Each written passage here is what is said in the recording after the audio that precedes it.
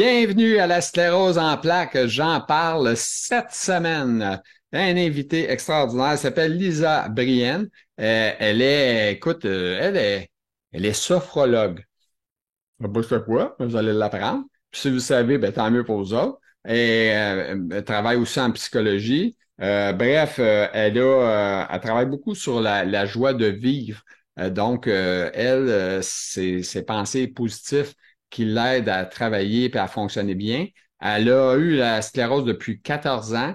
Elle va vraiment bien présentement. Elle n'a plus de trucs qui l'affectent par rapport à la maladie. Elle a aussi, comme je vous dis, elle travaille aussi sur la confiance en soi. En tout cas, bref, c'est une machine d'information. Alors, j'espère que ça va vous plaire. Je vous présente immédiatement Lisa Brienne. Bon vidéo, bon podcast.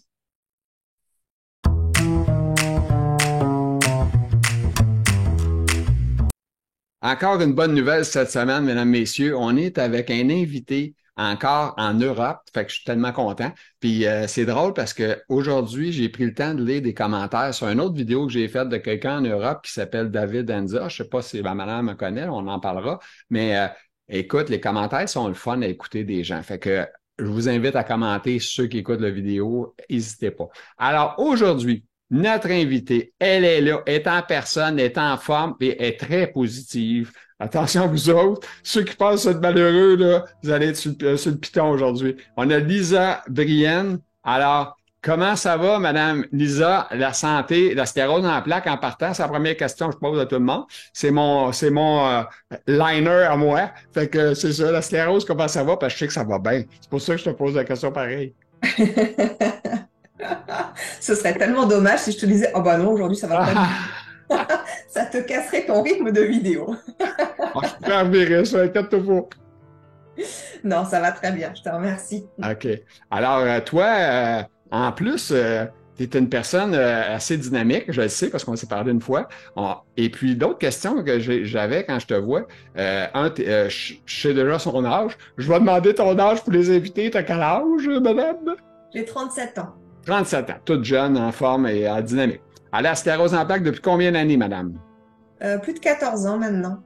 C'est quand même du temps, ça. Et ça Ouais. t'a pas fait souffrir, cette maladie-là, en partant au début? Qu'est-ce qui a Au fait que début. Oui, pardon? Qu'est-ce qui a fait que qu'est-ce que ça t'a fait, un? Puis deux, pourquoi que ça t'a amené vers qu'est-ce que tu fais là, mais on va en parler. Fait que vas-y. Commence par dire la maladie surtout. Moi, j'ai été diagnostiquée, j'avais 23 ans. Et en fait, j'ai perdu, quand première poussée, j'ai perdu toute sensibilité sur tout le torse. Je sentais plus rien du tout, en fait. Même je me douchais, quoi que je fasse, en fait, je pouvais me pincer, j'avais aucune sensibilité partout. Et les jambes un peu flagada et le nerf optique, je voyais flou de loin, c'était pas très clair. OK. J'ai fait des bolus de cortisone, c'est rentré dans l'ordre et j'ai refait la même poussée quelques mois plus tard. J'ai vu un neurologue qui m'a dit, à ce rythme-là, deux poussées aussi fortes en aussi peu de temps. Alors, je te parle de ça, c'était en 2009. Hein, peut-être que le discours n'est pas le même aujourd'hui, OK. mais il m'avait annoncé que sous 2 ans, je serais en fauteuil. C'était pas Bon, positif, là, son affaire. c'était pas du tout positif. On n'était pas du tout dans le fait de d'amener du positif et de la joie et de retrouver un petit peu d'espoir et cultiver un petit peu de joie dans la maladie. Oui. J'ai continué mon petit bonhomme de chemin, donc du coup, ils voulaient vraiment me mettre sous traitement. Moi, entre-temps, je faisais une thérapie, j'étais accompagnée, je mettais du sens un petit peu sur ce qui se passait, je travaillais, voilà, je m'intéressais un petit peu à remettre du positif dans ma vie, à redevenir actrice. Je Mhm. faisais des soins à côté, comme de l'acupuncture, comme Excuse-moi, là, t'as dit que tu voulais devenir actrice? actrice de mon bien-être, oui, Ah oui, actrice pour moi. OK, OK. Je pensais que tu voulais devenir comédienne, genre, là. Ah non! C'est ça, parfait. Non, alors c'est peut-être une expression française, mais c'est devenir actrice, agir pour moi-même en fait, OK. dans le Ah, c'est sens. bon. Actrice dans Écoute, le sens agir pour moi. c'est comme moi. Moi, j'apprends des choses des Français, puis toi, t'essayes d'apprendre des affaires de moi. On a parlé de livres l'autre jour, puis je l'avais égaré totalement. Parce que nous Il autres, se peut que je te fasse répéter pas mal de phrases. ouais, c'est ça, c'est correct. C'est ça le but. Mais déjà, on est capable de se comprendre. Fait que là, tu continues avec ton docteur puis tes soins. Continue la suite avec ça, s'il vous plaît. Oui, du coup, il voulait absolument me mettre sous interféron et à cette époque-là, j'ai refusé. J'ai dit que je me laissais un petit peu de temps pour voir venir. Il n'a pas été très content, mais je comprends, hein, il avait selon son casquette, il avait besoin de me protéger quelque part. Et il avait des connaissances de statistiques que je n'avais pas, mais sur lesquelles je me suis dit, je vais tester autrement pour moi. Mais ça n'engage que moi. C'est-à-dire qu'entre-temps, avec tout le travail que j'avais fait, je me connaissais par cœur, je commençais à comprendre comment je fonctionnais, ce qui me faisait du bien, et surtout, j'avais mis du sens un petit peu sur ce qui m'arrivait et pourquoi cette maladie était arrivée dans ma vie, selon ma perception. Du coup, j'ai continué et après, au fur et à mesure, en menant une hygiène de vie, je dirais presque irréprochable, même si j'étais jeune et je faisais quand même un peu la fête, mais quand je dis hygiène de vie irréprochable, c'était du yoga, c'était prendre soin de moi, c'était faire de l'acupuncture tous les mois, c'était continuer ma thérapie verbale, faire de la sophrologie, me connaître par cœur, faire attention à moi dans les moments où je me sentais fragile, et puis cultiver du positif, créer la vie qui pouvait me correspondre, que j'avais envie de mener. Là où à l'époque, je n'écoutais pas du tout, je brûlais la chandelle par les deux bouts. C'est une expression française, je ne sais pas Ouais, si non, ça marche, c'est bon, ça c'est bon. marche aussi pour toi. Oh, ouais. Ok. Par les deux bouts, là, c'est pareil, la même affaire. En fait, ce que j'ai mis comme compréhension en ce qui me concerne, c'est que je me compare souvent à une station radio. Tu sais, quand t'es pas sur la bonne fréquence, le son il grésille, il est pourri, il est Ouais. absolument inaudible. Ben, c'est comme mon corps, en fait. À chaque fois que je me suis éloignée de ma fréquence de vie, comment dire, de ma nature profonde, de qui j'étais réellement, et ben, mon corps, il s'est mis à grésiller. Et ça pendant les 14 années. Donc, suite à ça, en fait, pendant 5 ans, j'ai été tranquille. Puis, il y a un moment où je me suis pas écoutée. Je me suis mise dans une phase, dans quelque chose qui ne me correspondait pas. Donc, j'ai refait une poussée. Là, cette fois-ci, j'ai perdu l'usage de ma jambe droite. Puis, j'ai remis du sens. Qu'est-ce qui s'est passé? Pourquoi? Je me suis réalignée dans ma vie. Je me suis remis sur la bonne fréquence audio. OK. Et à nouveau, bah, c'est revenu dans l'ordre. Je suis repartie à nouveau comme ça pendant 4 ans, 5 ans. Puis à nouveau, un moment, des choix de vie. Qu'est-ce que par rapport à des grandes décisions de vie, des choses où je me sentais d'aller quelque part, mais alors je vais utiliser le terme, j'étais sclérosée par la peur, c'est-à-dire Ouais. immobilisée, terrifiée. Du coup, je n'osais pas me lancer parce que j'avais pas confiance en moi. Et finalement, eh ben, du coup, mon corps est venu me parler. Je me suis dit, ah, tiens, eh ben, peut-être qu'il faudrait que je travaille là-dessus et peut-être qu'il faudrait que cette fois-ci que je me réaligne une fois de plus. Et voilà. Et depuis, plus je m'aligne, plus je veille à ça. Mon corps va très bien. Je t'avouerai que même des derniers symptômes qui restaient en ce moment, c'est très calme. Pourtant, j'ai eu un bébé entre-temps et je sais que Ouais. c'est souvent très à risque pour les femmes. Tout le monde m'avait dit, les neurologues m'avaient dit, attention, on m'avait dit ça il y a 6 ans, on m'a dit, si jamais j'ai un enfant, ma maladie va s'aggraver. Et j'accompagne aujourd'hui des personnes qui ont cette pensée-là, hein, pour qui ça a été le cas. Moi, effectivement, j'ai senti pourquoi ça pouvait autant nous mettre en fragilité, ce qui se passe pour nous dans le corps. J'ai vraiment été fragilisée après mon accouchement, c'est normal. Mhm. C'est quand même un sacré séisme dans la vie d'une femme. Mais je suis allée retirer un petit peu, bah, aller vous regarder un petit peu tous mes outils, remettre tout ça en place. Donc, ça fait plus de 14 ans aujourd'hui que je vis avec cette maladie. J'ai eu un bébé, j'ai fait des poussées qui étaient assez invalidantes pour la plupart. Mais tout s'est toujours bien remis avec ma manière de faire et je n'ai jusqu'à maintenant jamais pris de traitement. Et c'est un choix de ma part. Je ne pousse pas à ça parce qu'il y a des personnes pour qui il vaut mieux pas aller là-dedans. Mais je partage juste mon parcours à moi là-dessus. J'ai une petite question. Est-ce que tu penses ou est-ce que tu as vécu un choc émotif avant d'avoir ta première poussée? Est-ce qu'il y a de quoi dans ta vie qui faisait... Est-ce que tu crois que c'est ça qui est l'allumette? Alors, je te dirais qu'en ce qui me concerne, oui, mais parce que je me connais par cœur, parce que j'ai fait ce travail-là pour moi. Je suis convaincue aujourd'hui, et c'est ce que j'explique beaucoup dans tout ce que je transmets quand j'accompagne les personnes, Mhm. parce que j'expliquerai après aujourd'hui maintenant ce que je fais de cette maladie et un petit peu bah, quelque part comment moi je me suis alignée dans ma vie à travers cette maladie pour du coup accompagner d'autres personnes à s'aligner dans cette maladie.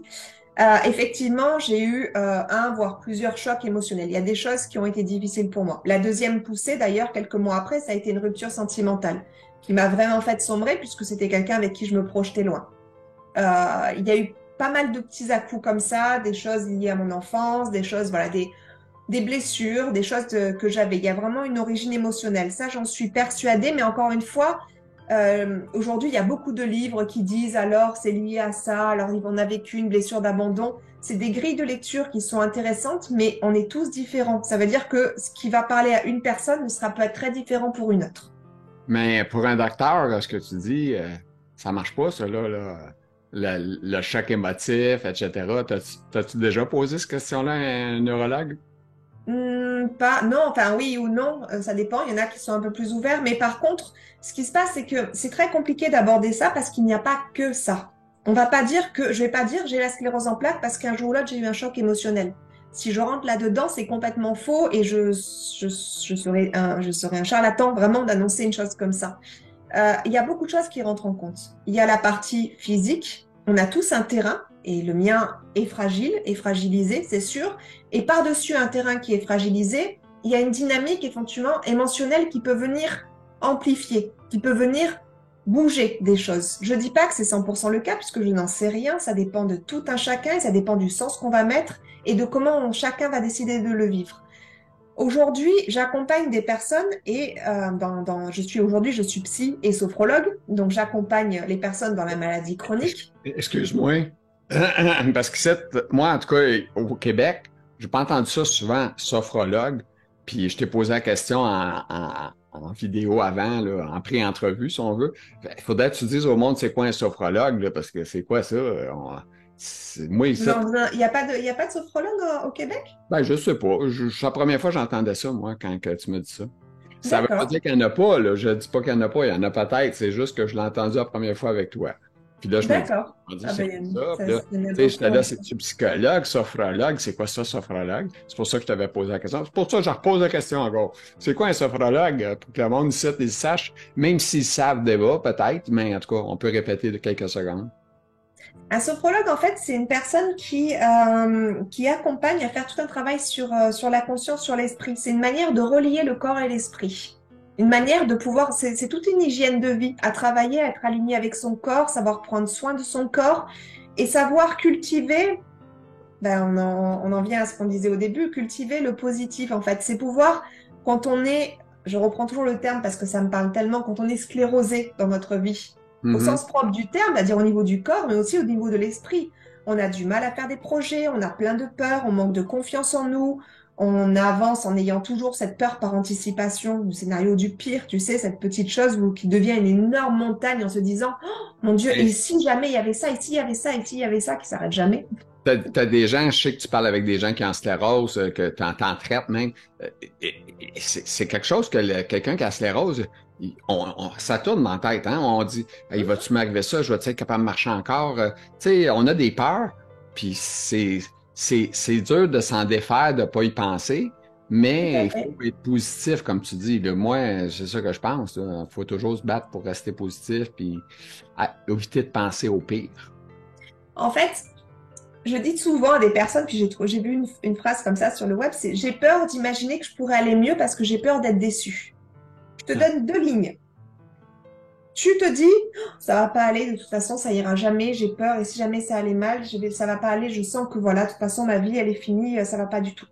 Ça, c'est une première manière de faire. Je suis malade, je peux plus faire de projet, plus jamais je vais y arriver, ma vie est finie, etc. Ou alors, je pense tellement que ça va être dramatique après que je vais pas me projeter. Une deuxième ligne. Je continue à me dire, bah en fait, ça va aller, je vais me projeter, j'ai envie de faire des projets, et puis de toute façon, j'aviserai le jour venu s'il y a une poussée, s'il y a quelque chose, mais en tout cas, je me dynamise, je continue et je garde espoir, parce que oui, là, il y a des recherches qui se font d'un point de vue médical, peut-être qu'un jour, il y aura un traitement qui nous aidera, qui pourra guérir la sclérose en plaques, j'en sais rien. Mais si je continue à faire des projets, je me stimule en positif. Je crée tous les jours une petite action, des choses qui me font du bien. À mon avis, si on regarde les deux, il y en a une où je suis sûre de ce que ça va donner à la fin. Il y a un des cas où je pense pas que ça va aller vers du mieux. L'autre, on n'en sait rien, il peut se passer plein de choses, mais il y a, ça donne plus de chance. C'est ça aussi, redevenir, pouvoir agir pour soi-même. C'est qu'il y a une partie qui ne nous appartient pas, le corps médical, les médecins, les traitements, etc. À moins d'être médecin nous-mêmes ou neurologue, ça ne nous Mhm. regarde pas, on ne peut pas agir là-dessus. On peut juste suivre ce qu'il a lui à nous dire. Là où nous, on peut agir, c'est justement de se mettre en action nous-mêmes, de faire des choses pour nous, de venir cultiver notre pulsion de vie, puisqu'on a tous en nous deux pulsions de vie qui se battent en duel toujours la pulsion de vie, la pulsion de mort. La pulsion de mort, c'est quand nous sommes déprimés, quand nous portons nous faisons des actes qui nous font du mal, comme par exemple des addictions, boire, prendre des drogues, etc. En fait, la pulsion de mort, c'est tout ce qui vient toucher à notre intégrité, tout ce qui peut nous faire du mal et potentiellement, de fil en aiguille, nous amener à mourir. Tu m'accrochais un peu avec le mot drogue, à drogue, alcool, etc., là. Est-ce que tu crois que ces personnes-là, ils ont des grosses blessures, les gens qui consomment, je parle de consommation excessive, là. Est-ce que tu crois ça? Ou qu'est-ce que Ah, t'en mais ça, penses? c'est sûr. Ton opinion personnelle, là, je parle. Ah, mais ça, c'est sûr et certain. Ouais? Tout ce qui est conduite addictive, c'est-à-dire ne serait-ce que la cigarette, ne serait-ce que la drogue, ne serait-ce que tout ça, en fait, c'est ce que j'appelle une béquille dans la vie. Ça vient combler un manque, ça vient combler un vide, ça vient combler quelque chose. Et certaines drogues, et l'alcool à haute dose, hein, ça vient anesthésier, ça vient tout simplement empêcher de penser. Tu parlais de ce mental qui tourne dans tous les sens qu'on a, qui est omniprésent, avec des peurs, avec des projections du scénario du pire, des douleurs, des souffrances, des blessures émotionnelles, plein de choses comme ça. Ben, les conduites addictives, toutes ces choses-là, ça vient anesthésier, c'est très bien pensé. Et l'alcool est le pire des fléaux, puisque pour la simple et bonne raison que c'est très social, c'est très bien vu. Après, je dis pas, moi je suis la première à être une bonne vivante en soirée, un verre de vin, 2 verres de vin, allez, on s'amuse. C'est ok tant que c'est conscient, c'est ça que j'appelle être en conscience de ce qu'on fait. Je le fais, je le sais, c'est pas une béquille, c'est juste parce que ce soir j'ai envie de m'amuser, d'être un petit peu plus gai que d'habitude. Tu l'utilises au côté funny, à avoir du plaisir. C'est dans ce but-là. Ça, c'est normal. Quand c'est un problème, c'est quelqu'un qui consomme tous les jours de façon excessive. Là, c'est un problème. C'est ça. Et même, après, il y a à faire attention aussi avec cette notion de plaisir. Parce que si c'est cette notion de plaisir tous les jours, tous les week-ends, mais à chaque fois c'est fun, ça peut cacher quelque chose. Ouais. Parce que si on a besoin que de ça pour avoir du fun, c'est là où ça vient cacher quelque chose. C'est ça. Parce que c'est ça, en fait, c'est cette subtile notion entre la pulsion de vie et la pulsion de mort. La pulsion de mort, c'est tout ce qui va venir toucher à notre intégrité et qui va faire qu'à un moment ou à un autre, de fil en aiguille, ne serait-ce qu'une petite déprime, qui, si elle n'est pas soignée, au fur et à mesure, va devenir une plus grosse déprime, puis va venir une dépression, etc., jusqu'à ce qu'à un moment, on n'ait plus le goût de vivre. C'est ça, la pulsion de mort. C'est plein de petites choses qui vont éventuellement venir, voilà, qui vont venir nous tirer vers le bas. La pulsion de vie, à l'inverse, c'est tout ce qui va nous tirer vers le haut. Et ces deux parties de nous se passent leur vie à se battre. Il y en a toujours une des deux qui veut gagner. Donc nous, à notre stade, tout ce qu'on fait, c'est qu'on choisit laquelle des deux on souhaite nourrir, stimuler. Laquelle des deux on va développer le plus. OK. Le négatif, on essaie de le tasser, en tout cas. Ça, c'est sûr. Le bonhomme qui pense au négatif. Ben, tu sais, moi, je peux dire pour moi, là, je peux me donner un exemple. Tu sais, comme là, récemment, je me suis cassé le tibia, je suis tombé. Tu sais, c'est sûr que pour moi, c'est triste parce que je suis habitué de me lever, puis là, ben, je pouvais plus me lever. Là, c'est comme si tu as l'impression de voir ton futur au présent. Donc, ça veut dire le futur, ça veut dire de ne plus être capable de te lever. C'est juste ça qui me reste, me lever, puis faire un pivot. Mais là, tu te dis qu'est-ce qui va arriver après que cette jambe-là s'est brisée. Là, j'ai recommencé, mais moi, je vais continuer à me battre. Là, j'ai dit, je veux me lever. J'ai recommencé à me lever. Je suis très content. Fait que ça fait, au mois de mai, 7 mai, j'étais cassé. Puis aujourd'hui, ça fait déjà plus qu'une semaine que je me lève à tous les jours pour faire mon entraînement. Fait que je suis content, je suis positif. C'est ça le positif. Alors, il faut faire attention aussi à quelque chose. Je suis d'accord avec toi, mais tant que tu le fais, que tu mets de la joie, c'est-à-dire que souvent, les personnes, par rapport à cette pulsion de mort, se disent « j'en veux pas ». Donc en fait, elles vont taper sur la pulsion de mort en disant « non, toi je te veux pas, toi je te veux pas, toi je te veux pas ». Sauf que notre cerveau, il comprend pas la négation. Hein. Alors qu'en fait, le vrai travail, si on va la taper elle tout le temps, ben, elle remonte, puis on tape, et puis elle remonte. En fait, c'est un combat non-stop qui ne mène à rien. Alors que, en fait, c'est tout simplement s'orienter pour aller regarder cette pulsion de vie. Plutôt que d'aller taper là-dessus, qui en fait, quelque part, c'est un peu comme de la survie. En fait, je passe mon temps à sortir de l'eau, puis en fait, je replonge, je sors de l'eau, je replonge. En fait, c'est tout simplement aller construire le radeau, aller s'intéresser à construire, amener de la joie, faire des projets à ça, 1 mois, 2 mois, 6 mois, 1 an, 2 ans, se projeter dans le futur avec des choses qui nous font plaisir, aller lire des lectures qui sont inspirantes, qui nous ramènent de la joie de vivre, aller créer des moments de plaisir, un petit moment de plaisir par jour, juste en conscience. C'est tout simplement, par exemple, se prendre un bon thé chaud. Bon, là, il fait 36 degrés à Montpellier. C'est peut-être Ouais. pas alors, un bon thé glacé. Ah ouais. Mais là, t'as pris en quelques secondes, tu demeures où déjà? À- Pardon? demeures à Montpellier, c'est ça? Oui, sud de la France, proche de Sud la de la France. Méditerranée. Ah, j'avais oublié de la demander. Fait que t'es proche de la mer chaude, toi, méditerranéenne, là, ça doit être chaud. C'est très chaud. Chez nous, aujourd'hui, c'était un peu mieux parce qu'il a plu, ce qui est très rare. Mais la Mais chaleur effectivement, t'affecte, chez nous, on a beaucoup de chaleur, oui. la chaleur t'affecte-tu? Non, Non? OK. Fait que ça ah, t'affecte pas. ça va. Je OK. m'en sors bien. Mais après, quelque part, ça m'affecte comme à peu près n'importe qui. À 36 degrés, je vais pas aller me mettre dehors et aller marcher, faire des exercices physiques. Non, c'est ça. Ça parle d'hygiène de vie. Ouais. OK. Et là, je vais aller piger dans les questions de madame. OK? On passe ça. Remettre de la joie de vivre, elle en a parlé un peu. Le remettre de la joie de vivre quand on a une maladie, la sclérose en plaques, pourquoi c'est si important pour notre cerveau? Pour ce que je t'explique, C'est ça, hein? Si pour on a- pour ce duel entre pulsion de vie, pulsion de mort, celle Mhm. que tu décides d'aller cultiver comme une fleur, comme tu vas plutôt que de passer ton temps à taper sur celle-là, en te disant à un moment ou à un autre, elle va partir, non, elle partira pas, hein, elle reste là, hein, tranquillement. C'est plus d'aller tourner la tête de aller nourrir celle-là, aller la développer, aller la faire pousser, aller la cultiver, en faisant des projets, en tous les jours, se mettre un petit moment de bien-être, de conscience. Et c'est tout ce qu'on travaille avec la sophrologie. La sophrologie, ça pousse à ça. Ça pousse à aller travailler, à cultiver ça, en fait, à travers des méditations très ciblées, à travers de l'évacuation du négatif pour amener du positif. C'est tout un travail de la conscience qui vient au fur et à mesure travailler sur le corps. C'est aussi de la relaxation, de la détente, avec une dimension tourner son cerveau vers la pulsion de vie, avancer là, plutôt quand on est dans la partie où on est trop tourné sur cette pulsion de mort. OK. Oh, elle est tout clair, madame. OK, on va avec une autre question. OK?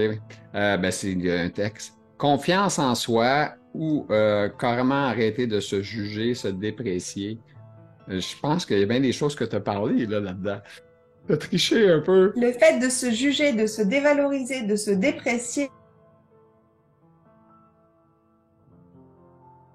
Hop là, OK, parce que ça l'a arrêté, ça a ça gelé. l'a arrêté. Ouais, tu peux continuer à reprendre. Apparemment, il n'a pas Reprenez votre aimé. réponse, Il n'a madame, pas aimé confiance en soi. parce que vous étiez. Confiance en soi, le fait de se dévaloriser, de se Ouais. juger, ça fait partie de la pulsion de mort, hein. Ça fait partie de toutes ces flagellations qu'on se donne. Je suis une mauvaise personne, je m'aime pas, personne ne voudra de moi, personne ne va m'aimer. Ça parle en général d'une blessure émotionnelle. Il y a des choses à aller travailler sur soi, à les réparer. La sophrologie, là, c'est aussi un travail en psychothérapie. C'est les deux. C'est intéressant d'aller travailler sur tout ça. Et puis, une fois de plus, j'aime à répéter que la sclérose en plaques, c'est quand même une maladie auto-immune et que ça reste une maladie où une partie de soi s'attaque à une autre partie de soi. Qu'est-ce que ça vient dire au niveau de notre cerveau et de notre... Elle attaque la bonne partie de nous autres. Autrement dit, elle s'attaque à la glande de myéline, elle fait des plaques au cerveau, C'est ouais, ça. en moelle épinière. Et nous, quand on se dévalorise, on n'est pas en train de s'attaquer à nous-mêmes? Ah, c'est sûr que c'est pas bon, ça. Mais, tu sais, tu dis ça, ben moi, tu sais, je veux dire, je suis en fauteuil roulant, puis je crois pas que je suis un gars négatif dans la vie. J'ai quand même, j'ai eu un commerce, j'ai travaillé fort, j'ai aimé ce que je faisais, j'ai toujours aimé ce que je fais. Fait que, tu sais, je peux pas dire que j'étais malheureux par rapport à ça. Il y a peut-être d'autres affaires qui se passent, peut-être, je sais pas. Je sais pas c'est quoi mon bobo. Il y en a peut-être un, c'est bon. Je veux pas le savoir, je sais pas de pas jouer. À partir du moment où tu dis que tu veux pas le savoir, Hein? déjà, c'est très juste, hein. Ton cerveau, il va tout faire pour te protéger, de faire en sorte que tu n'y accèdes pas. C'est OK. Tant Hmm. que tu es OK et tant que tu cultives ta joie de vivre et Ouais, tout ton point, c'est ouais, juste pour toi, tout va bien. c'est ça. Moi, je vois comme ça positif. OK. Être en mesure de trouver sa voie et vivre sa propre vie quand on est une maladie. Je t'expliquerai l'histoire des ondes radio qui grésaient. Ah, tu en as parlé tantôt, là. T'as, t'as été dans mon texte. Tu m'as volé toutes mes questions. Ben non, ça veut dire que ça veut dire que tout ce que je t'ai écrit, ça se tient dans tout ce que j'ai à te partager. Absolument, absolument. Mais là, je suis dans On ma est dernière juste. question, puis tu as déjà parlé de ça. Qu'est-ce que je fais, là? Comment qu'on fait pour avoir d'autres questions? Faut étirer, madame, faut étirer un peu. Qu'est-ce que Continue. toi, tu aurais comme question à me poser? Que j'arrête comme question, ben, toi, présentement, tes souffrances, tu les as découvertes, j'imagine, en travaillant sur toi-même. Tu as fait aussi des exercices, des trucs. Tu trouves-tu que la méditation, c'est quelque chose qui est bon? Est-ce qu'il y a des choses que tu fais qui te font du bien? Quel genre d'exemple que tu pourrais me donner par rapport à ça? Bah, déjà, la méditation, entre autres, même si la méditation, c'est intéressant d'y mettre un petit peu plus que juste de la relaxation, je vais t'expliquer notre système nerveux. Tu dois certainement connaître. On a le système nerveux sympathique et le système nerveux parasympathique. Notre système nerveux sympathique, c'est celui qui s'active à chaque fois que nous sommes en action, que nous devons faire des choses, à chaque fois que nous sommes en train de penser. Excuse-moi, je bois parce que je suis en train Il de... n'y a aucun problème. Je vais faire une petite chanson en attendant. Tu, tu, tu, tu, tu, tu, tu, tu, tu, tu, tu, tu, tu, tu, tu, tu, tu. C'est moderne. J'avais pas prévu le coup, fait que j'ai fait une petite chanson. Ok, c'est pas vrai. Donc, je disais, nous avons deux systèmes nerveux. Nous avons le système nerveux sympathique. De toute façon, c'est dans le système nerveux périphérique, hein. D'abord, il y a le système nerveux central qui est notre tour de contrôle, c'est le cerveau et la moelle épinière. Et eux, ils vont envoyer des informations pour qu'on puisse faire des choses, des Ouais. mouvements, des pensées. Ça, c'est notre système nerveux périphérique qui s'occupe de la mise en action. Et lui, il existe en deux parties. Il y a le système nerveux sympathique, qui est celui qui fait toute la mise en action, qui va être dans l'action, dans le fait de bouger, etc., mais qui clairement nous fatigue énormément. Et heureusement, il y a le système nerveux parasympathique, qui vient réguler tout ça. Donc en fait, les deux, notre corps est très bien fait. Le gars, il sait exactement ce qu'il doit faire, hein. Il régule tranquillement tout ça. Sauf que quand nous sommes tout le temps dans l'action, et je parle pas que physique, hein, je parle aussi cérébral, parce que ça, les pensées, tout ce qui tourne, tu sais, le petit vélo, là, le petit hamster qui est dans sa roue et qui Ouais, court dans tous ouais. les sens, c'est aussi du système nerveux sympathique. On est à fond les ballons. Et du coup, bah, pendant ce temps-là, le parasympathique, lui, bah, il a du mal au fur et à mesure à gagner, à prendre un petit peu la relève. Et dans notre société, on ne sait plus du tout faire ça, à des moments se reposer. On peut trouver ça que dans le sommeil. Sauf que très souvent, quand le système nerveux sympathique il a été tellement activé qu'on est survolté, comme les bébés, hein. Moi j'en ai un à la maison, je t'avouerai que quand elle veut pas lâcher, elle lâche pas, hein, jusqu'à ce qu'elle soit absolument épuisée. Et qu'en fait, à un moment ou à un autre, elle hurle, puis elle s'endort, boum, d'un coup, parce qu'elle a fini par lâcher. Bah nous, c'est pareil, sauf que nous, on est un peu plus évolué qu'un petit bébé de moins d'un an. Et on va tenir, on va tenir, on va tenir. Éventuellement même, on va prendre des choses pour tenir, du café, allez, j'y vais, je continue, je veux pas aller dormir. Donc je tiens, je me repose jamais. Forcément, au bout d'un moment, ce qui va se passer, c'est que notre système nerveux sympathique, il va ne plus en pouvoir. Et donc, le système nerveux parasympathique va à un moment ou à un autre prendre la relève, dire, hop, toi, c'est fini. Là, maintenant, c'est moi, je peux plus. Et ça, c'est ce qu'on appelle le burn-out. À un Ouais. moment ou à un autre, pouf, le corps, et là, on n'a plus de batterie. On peut même plus se lever le matin, c'est l'épuisement total. Parce qu'à un moment ou à un autre, il suffisait juste plutôt que de faire monter comme ça, il suffit juste que lui, on l'active aussi. Plutôt qu'à un moment ou à un autre, lui, il va là-bas, lui, normalement, il fait attends, allez, boum, hop, on descend. Hey, j'ai une question là, parce que toi, tu m'en fais passer des questions quand tu me parles. Les gens qui ont des problèmes de sommeil, qui ont de la misère à dormir, c'est quoi un autre Il n'y a problème? pas que... C'est un problème à quelque part, ça aussi? Parce que ils Alors, disent ça pas, dépend, il y a plein de choses à aller regarder. Il y a un point de vue au niveau physique, à aller regarder ce qui se passe, il y a plein de choses, mais très souvent, effectivement, on va pas se mentir, c'est une suractivité mentale, une suractivité. Ce sont des personnes qui ne se sont jamais régulées. Et tu me parlais de méditation. La méditation, en plus du sommeil, ça aide à faire redescendre ce système-là, s'apaiser, se calmer. parce que c'est la maladie quand même, c'est la maladie quand même importante présentement. Les gens qui ont de la difficulté à dormir, c'est complètement fou. J'entends, hey, j'ai un ami, moi, il se couche, je pense, à 8h30, puis à 1h du matin, il est debout, là, il s'en va travailler, là, il s'en va à son bureau. Fait que il dort pas normalement, là. C'est pas, disons qu'aujourd'hui, si tu veux, en facteur d'activation et d'excitation, il y a les lumières de l'ordinateur, les lumières du téléphone, que très souvent les personnes aujourd'hui vont regarder la télé ou même s'endorment devant la télé. C'est des lumières bleues qui activent notre système nerveux. En fait, c'est trop d'images qui vont à une vitesse pas possible. On n'est pas fait pour ça, logiquement. c'est un défilement d'images, de stimulation, et puis des séries qui ont très vite compris comment ça fonctionnait. Donc, les séries qui se terminent un peu en queue de poisson, donc tu as envie de rester, tu es activé tout le temps. Les téléphones avec toutes ces notifications de oh mon Dieu, ça y est, j'ai reçu un like quelque part, ça Exact. m'active. En fait, tout ça, on est survolté, plus le travail, plus la tension, plus ceci, plus les contrariétés, plus les peurs, on peut regarder les news, et puis là, on est survolté par les peurs et l'anticipation du pire scénario, le monde va mourir, des guerres mondiales, etc. Le Covid, n'en parlons pas, c'est venu activer les peurs de tout le monde. Ouais, c'était ma prochaine question. C'est drôle que tu parles de ça. COVID-19, ça t'a-tu touché? T'as-tu été proche de ça? L'as-tu eu? Je l'ai eu, oui, je l'ai eu, je l'ai eu 2 semaines avant d'accoucher.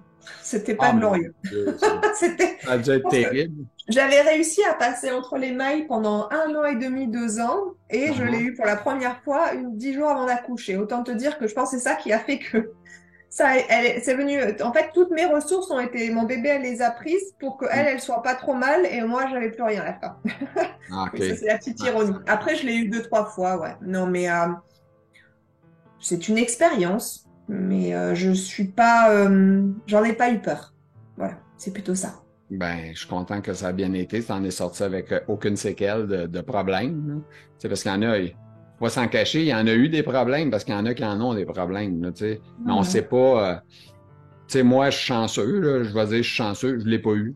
Mais j'ai pas parce que je vois pas du monde, j'en ai vu, mais tu sais, je me suis tenu loin, en tout cas. Moi, je suis pas tellement, pas que j'aime pas bécoter, là, mais je suis pas tellement le gars qui embrasse tout le monde, là. Tu sais, bonjour, comment ça va, là, puis des becs, là. Je suis pas tellement comme ça. Je suis pas obligé de donner des becs. Ça me dérange pas de donner un petit poke avec mon poing, puis c'est bien correct. Ah non, mais en plus, l'ironie du sort, c'est que pendant 1 an et demi, je n'ai pas fait vraiment attention, je l'ai pas eu. Je l'ai eu, j'étais en arrêt, enfin, en congé maternité. Il faisait 37 degrés dehors, je ne sortais pas de la maison, je ne voyais personne. Je Ah, n'ai mon vu Dieu. personne. J'étais enfermée chez moi à regarder des séries parce que j'étais épuisée, j'étais bien grosse et que j'étais pas en état de faire quelque chose, je travaillais plus, j'étais en repos et j'ai eu le Covid. Et je sais pas d'où il vient. Je n'ai jamais compris d'où il venait. Quand je me suis pas sentie bien, que le médecin m'a dit allez vous faire tester, mais je dis mais c'est pas possible. Même mon mari, il avait rien, il était en pleine forme. Je dis ça peut être que lui qui me l'ait ramené à la maison, mais il allait très bien. Que je suis allée me faire tester, je dis de toute façon je peux pas l'avoir, j'ai vu personne, personne l'a eu. Mhm. Ça fait 3 semaines que je suis en contact avec personne. Et là, ils me font le test et je suis positive et je suis tombée des nues. Comme quoi, cette maladie est très curieuse. C'est incroyable. C'est incroyable. Hein? Tu vois personne, puis tu l'as. Comment j'ai fait ça, je sais pas. C'est une boîte de carton qui est arrivée de Amazon qui te l'a donné, on ne sait pas. Non, la probabilité, c'est que ce soit mon mari qui l'ait eu, mais il n'a pas eu de Ouais, symptômes. ouais, c'est ça. Puis il y a aussi les trucs. Au début, c'était fou, là. On disait, tu peux attraper ça après les produits que tu achètes au magasin. Ils nous faisaient laver notre commande de bouffe, nous autres. Au début, Hmm. on avait tous les articles qu'on avait achetés au magasin. C'est fou, là. Il y a Ouais, eu beaucoup de peur. ouais. Beaucoup de peur. On était rendu loin, je trouvais, là, tu sais. Hmm. Puis il y a aussi, je ne sais pas si de ton côté, en Europe, est-ce que les gens sont devenus un peu dingues aussi là, d'aller acheter tous les papiers de toilette des Costco, vider toutes les tablettes Oui, des médicaments, puis oui, oui, oui. la même Effectivement, il y a affaire. eu un gros Autrement mouvement de dit, foule là-dessus, oui. Hmm.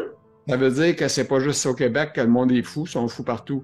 Ça veut Non, dire, mais ça vient toucher à notre peur de manquer. Et puis nous, en Europe, on a quand même aussi un passif, surtout en France, avec la Seconde Guerre mondiale, où on a connu la faim, où il y a eu des manques beaucoup pendant la guerre. Donc c'est vrai que c'est venu faire un petit peu résonner toutes ces mémoires ancestrales, on va dire. ouais, c'est ça. Donc il y avait, oui, beaucoup de peur. Ouais. Beaucoup de peur. Il y a eu plus de peur que de mal, finalement, au bout de la ligne. Mais en tout cas, bref, aujourd'hui, c'est pas mal fini. On peut dire que c'est calme, là. Le COVID, on entend moins parler chez vous comme chez nous. Oui, c'est ça. On revit une vie à peu près normale.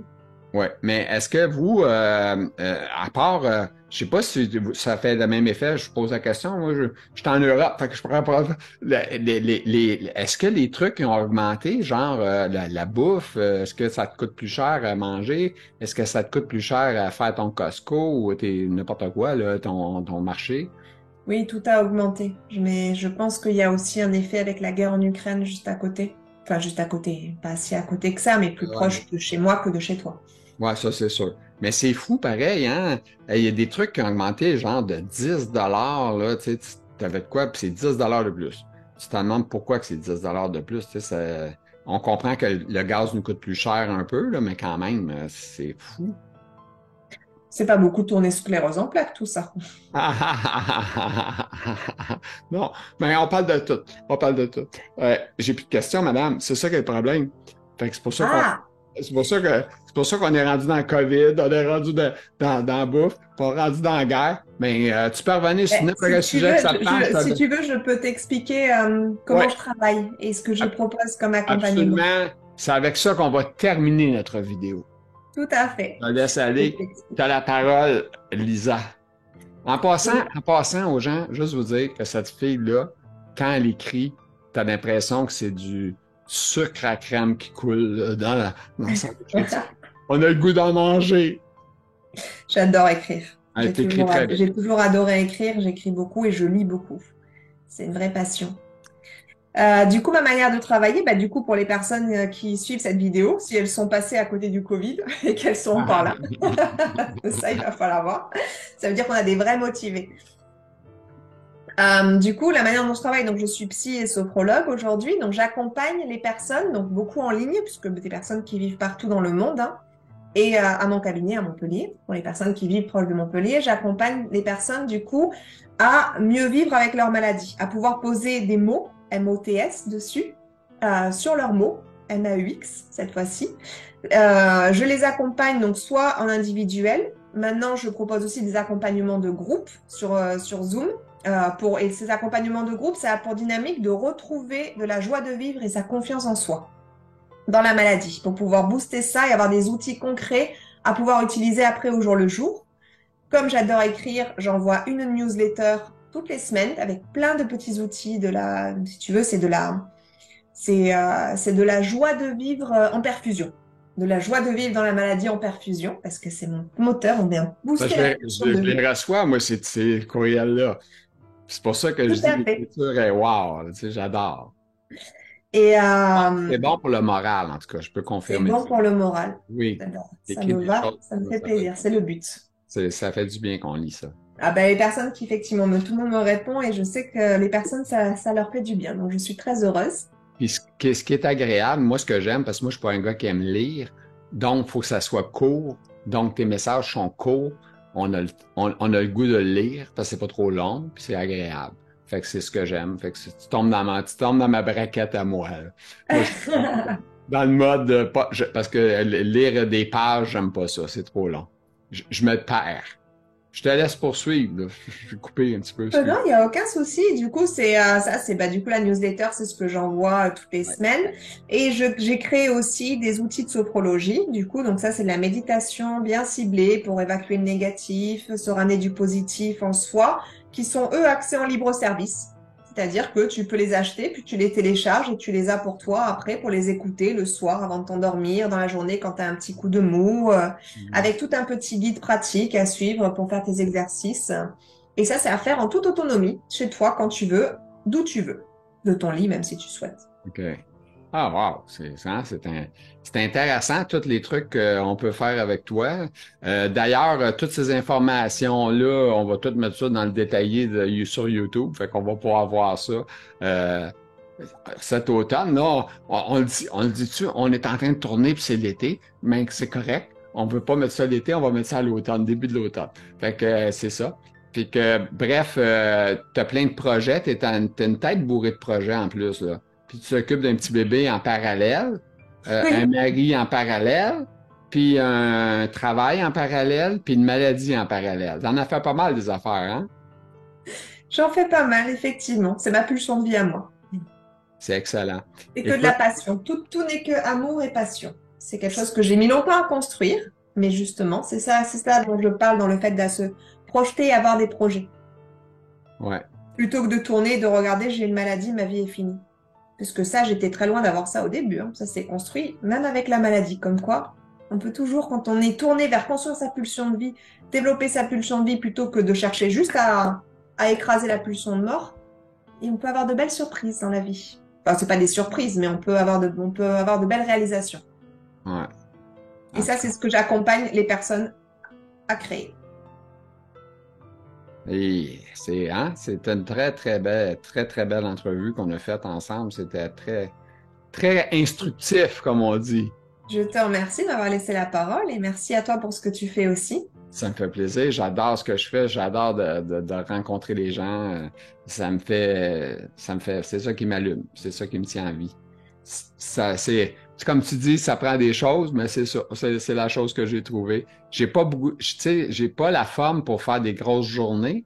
Donc, ce que je fais, je le fais le matin, c'est condensé dans mes heures. Après ça, j'adore écouter de la musique. Bon, ben, je vais me payer un moment de musique.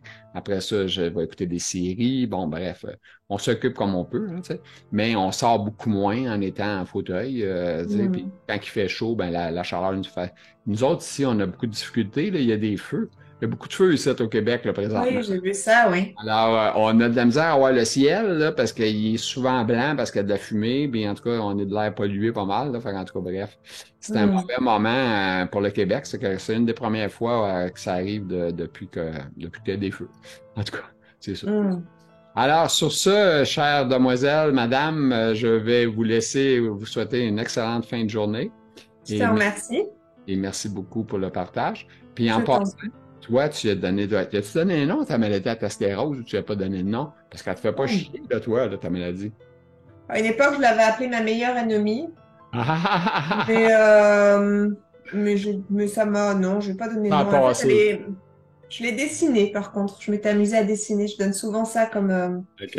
je propose souvent ça à mes patients de dessiner la maladie juste pour voir la place qu'elle prend dans leur vie. Si tu veux, OK. pour moi, autant à l'époque elle prenait beaucoup de place, autant aujourd'hui c'est une petite partie dans ma vie, c'est une anecdote. OK. À partir du Alors, moment où je préfère me concentrer sur ma vie, mes projets, et elle est là, de temps en temps, elle vient me faire un petit signe, mais ça me permet de me dire juste, ah tiens, le son là, il est pas très bon dans la radio, hop, on va se réaligner, on va aller regarder ce qui se passe. quand ça commence à être griché, il faut y penser. Exactement. Hey, salut, Lisa. Merci beaucoup. Allez, merci beaucoup, Bonne fin Gilles. de journée. À Merci. toi aussi. Au revoir.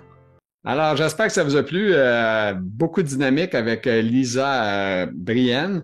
J'espère que ça vous a plu. On était à Montpellier, par côté, OK? Alors, sur ça, vous êtes contents? Un petit pouce en l'air, c'est ça qui nous rend joyeux, nous autres. Puis les commentaires aussi, ça nous rend joyeux parce que, je vais vous le dire, là, j'en ai lu récemment sur une vidéo, puis ça fait du bien, un commentaire, le fun, puis les choses que vous dites, c'est toujours apprécié. Fait que n'hésitez pas. Abonnez-vous à la page. Vous êtes toujours les premiers à voir des vidéos. Fait que sur ça, je vous souhaite une excellente fin de journée.